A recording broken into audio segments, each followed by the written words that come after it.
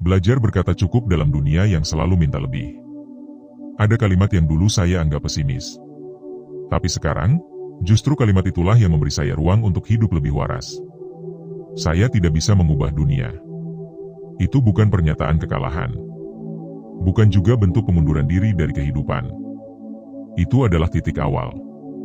Titik ketika saya berhenti menghabiskan tenaga untuk hal-hal di luar kendali saya, dan mulai menoleh ke dalam.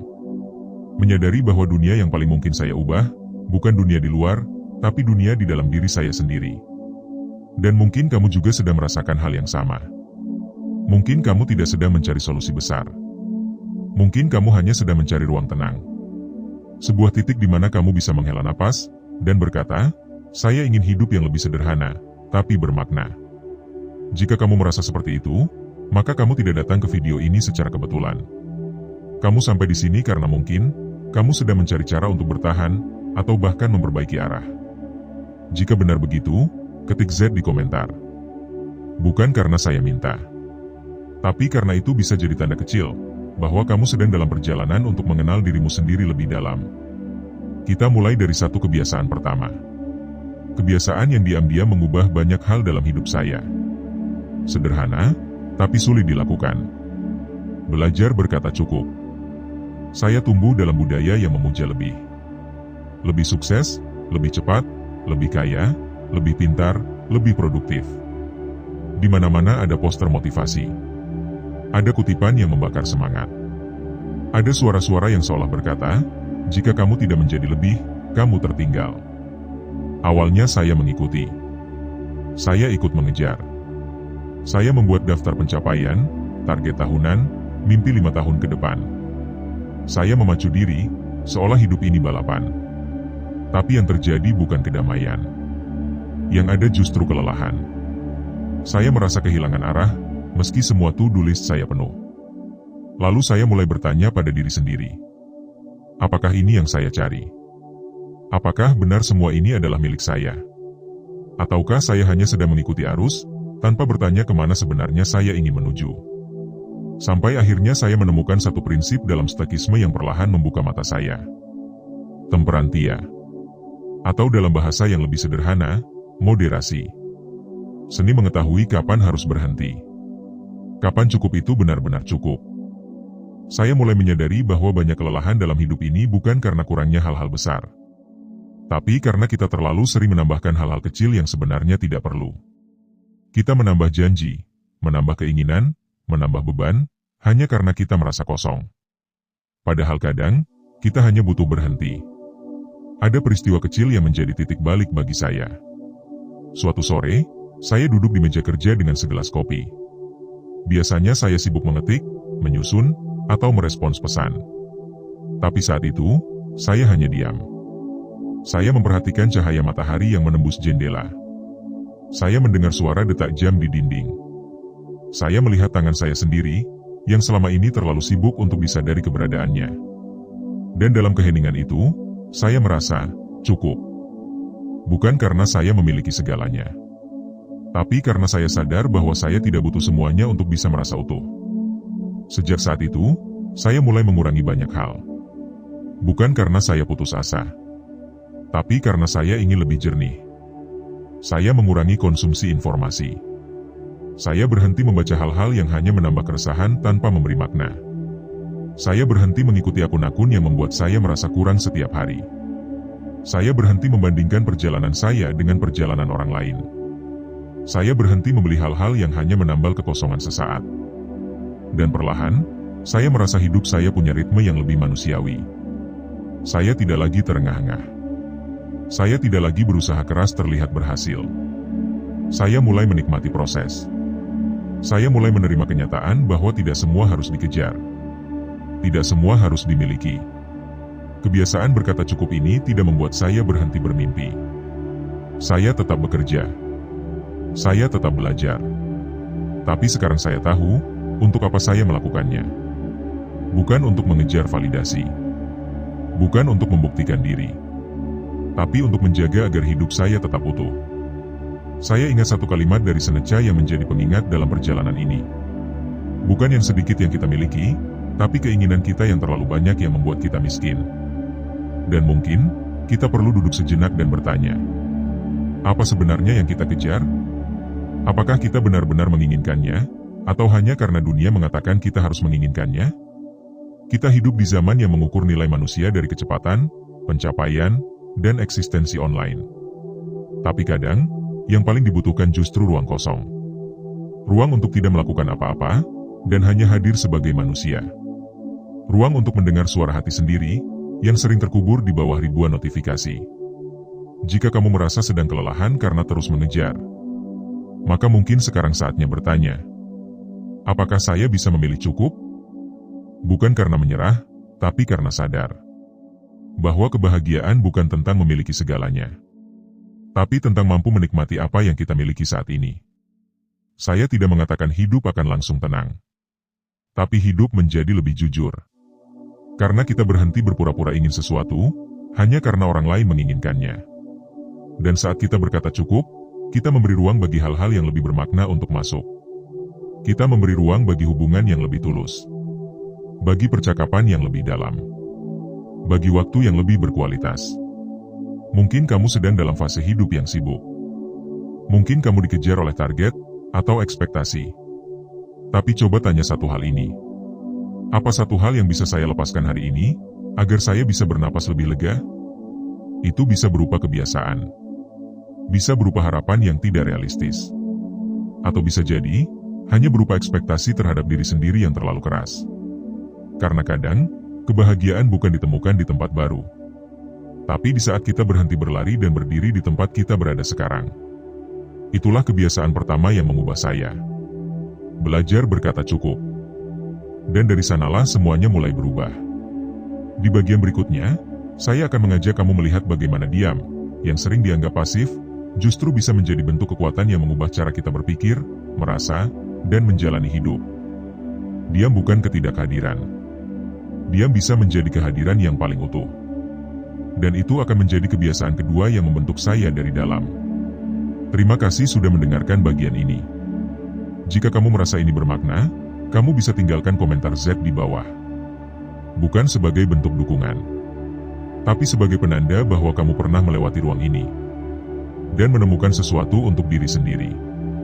Saya belajar diam dalam dunia yang terlalu bising. Diam, dalam banyak budaya modern, seringkali dianggap sebagai kekosongan. Dalam ruang kerja, diam disalahpahami sebagai kurang ide. Dalam hubungan, diam dikira sebagai jarak. Dalam media sosial, diam dituduh sebagai ketidakterlibatan. Padahal diam, jika didekati dengan sadar, bukan berarti tidak ada. Diam bisa jadi bentuk kehadiran yang paling dalam. Saya dulu tidak suka diam. Saya merasa gelisah jika tidak ada suara, tidak ada aktivitas, tidak ada yang harus saya lakukan. Saya merasa tidak nyaman duduk sendirian, tanpa ponsel, tanpa notifikasi, tanpa suara latar. Saya seperti kehilangan pijakan. Karena dia membuat saya harus berhadapan dengan satu hal yang sering saya hindari, isi kepala saya sendiri. Belajar berkata cukup dalam dunia yang selalu minta lebih. Ada kalimat yang dulu saya anggap pesimis. Tapi sekarang, justru kalimat itulah yang memberi saya ruang untuk hidup lebih waras. Saya tidak bisa mengubah dunia. Itu bukan pernyataan kekalahan. Bukan juga bentuk pengunduran diri dari kehidupan. Itu adalah titik awal. Titik ketika saya berhenti menghabiskan tenaga untuk hal-hal di luar kendali saya, dan mulai menoleh ke dalam. Menyadari bahwa dunia yang paling mungkin saya ubah, bukan dunia di luar, tapi dunia di dalam diri saya sendiri. Dan mungkin kamu juga sedang merasakan hal yang sama. Mungkin kamu tidak sedang mencari solusi besar. Mungkin kamu hanya sedang mencari ruang tenang. Sebuah titik di mana kamu bisa menghela napas, dan berkata, saya ingin hidup yang lebih sederhana, tapi bermakna. Jika kamu merasa seperti itu, maka kamu tidak datang ke video ini secara kebetulan. Kamu sampai di sini karena mungkin, kamu sedang mencari cara untuk bertahan, atau bahkan memperbaiki arah. Jika benar begitu, ketik Z di komentar. Bukan karena saya minta. Tapi karena itu bisa jadi tanda kecil, bahwa kamu sedang dalam perjalanan untuk mengenal dirimu sendiri lebih dalam. Kita mulai dari satu kebiasaan pertama. Kebiasaan yang diam-diam mengubah banyak hal dalam hidup saya. Sederhana, tapi sulit dilakukan. Belajar berkata cukup. Saya tumbuh dalam budaya yang memuja lebih. lebih sukses, lebih cepat, lebih kaya, lebih pintar, lebih produktif. Di mana-mana ada poster motivasi. Ada kutipan yang membakar semangat. Ada suara-suara yang seolah berkata, jika kamu tidak menjadi lebih, kamu tertinggal. Awalnya saya mengikuti. Saya ikut mengejar. Saya membuat daftar pencapaian, target tahunan, mimpi 5 tahun ke depan. Saya memacu diri, seolah hidup ini balapan. Tapi yang terjadi bukan kedamaian. Yang ada justru kelelahan. Saya merasa kehilangan arah, meski semua to-do list saya penuh. Lalu saya mulai bertanya pada diri sendiri. Apakah ini yang saya cari? Apakah benar semua ini adalah milik saya? Ataukah saya hanya sedang mengikuti arus, tanpa bertanya kemana sebenarnya saya ingin menuju? Sampai akhirnya saya menemukan satu prinsip dalam stoikisme yang perlahan membuka mata saya. Temperantia. Atau dalam bahasa yang lebih sederhana, moderasi. Seni mengetahui kapan harus berhenti. Kapan cukup itu benar-benar cukup. Saya mulai menyadari bahwa banyak kelelahan dalam hidup ini bukan karena kurangnya hal-hal besar. Tapi karena kita terlalu sering menambahkan hal-hal kecil yang sebenarnya tidak perlu. Kita menambah janji, menambah keinginan, menambah beban, hanya karena kita merasa kosong. Padahal kadang, kita hanya butuh berhenti. Ada peristiwa kecil yang menjadi titik balik bagi saya. Suatu sore, saya duduk di meja kerja dengan segelas kopi. Biasanya saya sibuk mengetik, menyusun, atau merespons pesan. Tapi saat itu, saya hanya diam. Saya memperhatikan cahaya matahari yang menembus jendela. Saya mendengar suara detak jam di dinding. Saya melihat tangan saya sendiri, yang selama ini terlalu sibuk untuk disadari keberadaannya. Dan dalam keheningan itu, saya merasa cukup. Bukan karena saya memiliki segalanya. Tapi karena saya sadar bahwa saya tidak butuh semuanya untuk bisa merasa utuh. Sejak saat itu, saya mulai mengurangi banyak hal. Bukan karena saya putus asa. Tapi karena saya ingin lebih jernih. Saya mengurangi konsumsi informasi. Saya berhenti membaca hal-hal yang hanya menambah keresahan tanpa memberi makna. Saya berhenti mengikuti akun-akun yang membuat saya merasa kurang setiap hari. Saya berhenti membandingkan perjalanan saya dengan perjalanan orang lain. Saya berhenti membeli hal-hal yang hanya menambal kekosongan sesaat. Dan perlahan, saya merasa hidup saya punya ritme yang lebih manusiawi. Saya tidak lagi terengah-engah. Saya tidak lagi berusaha keras terlihat berhasil. Saya mulai menikmati proses. Saya mulai menerima kenyataan bahwa tidak semua harus dikejar. Tidak semua harus dimiliki. Kebiasaan berkata cukup ini tidak membuat saya berhenti bermimpi. Saya tetap bekerja. Saya tetap belajar. Tapi sekarang saya tahu, untuk apa saya melakukannya. Bukan untuk mengejar validasi. Bukan untuk membuktikan diri. Tapi untuk menjaga agar hidup saya tetap utuh. Saya ingat satu kalimat dari Seneca yang menjadi pengingat dalam perjalanan ini.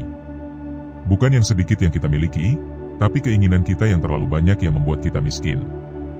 Dan mungkin, kita perlu duduk sejenak dan bertanya. Apa sebenarnya yang kita kejar?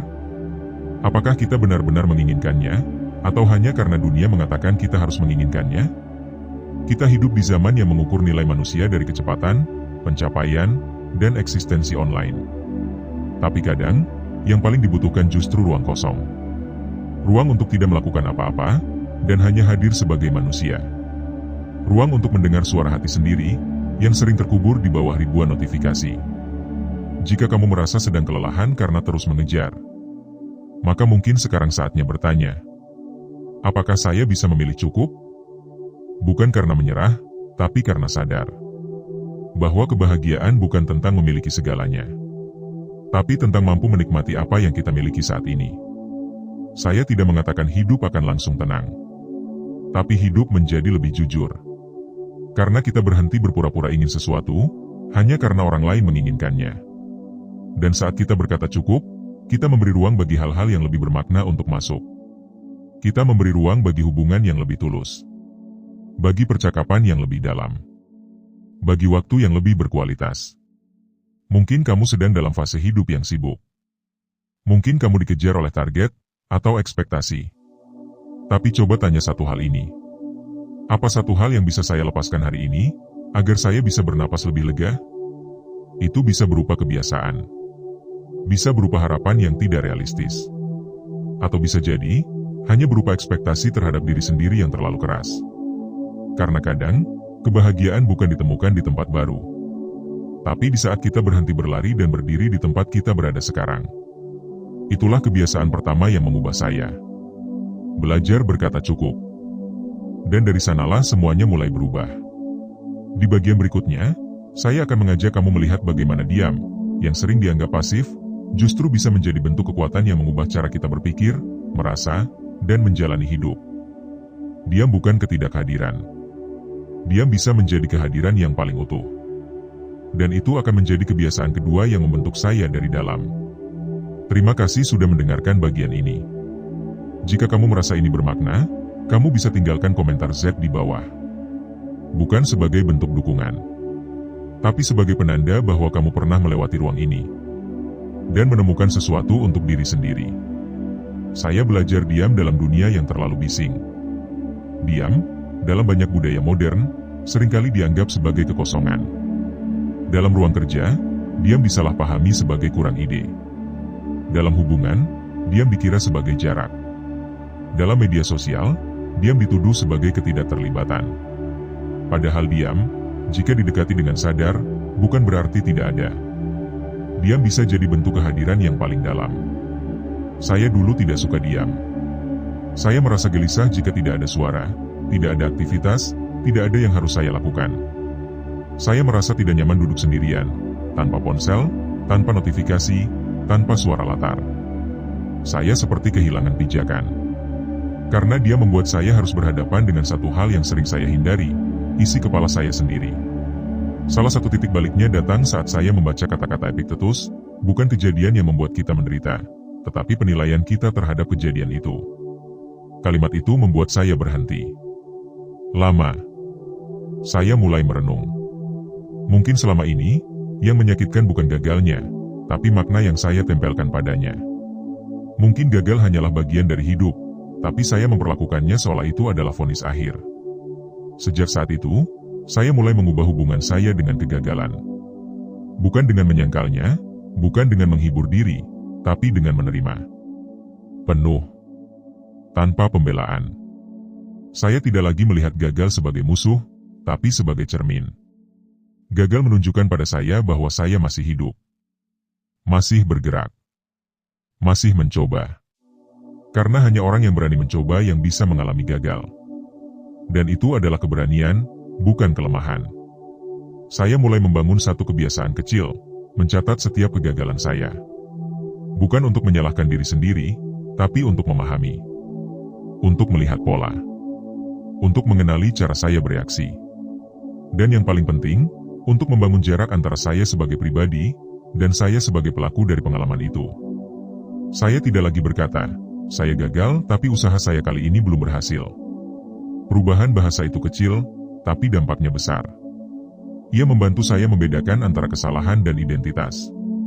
Ia memberi ruang bagi saya untuk tumbuh, bukan tenggelam. Saya juga mulai bertanya pada diri sendiri setiap kali gagal. Apa yang bisa saya pelajari dari ini?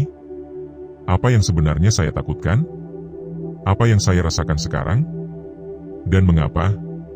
3 pertanyaan itu menjadi semacam jangkar saat saya merasa rapuh.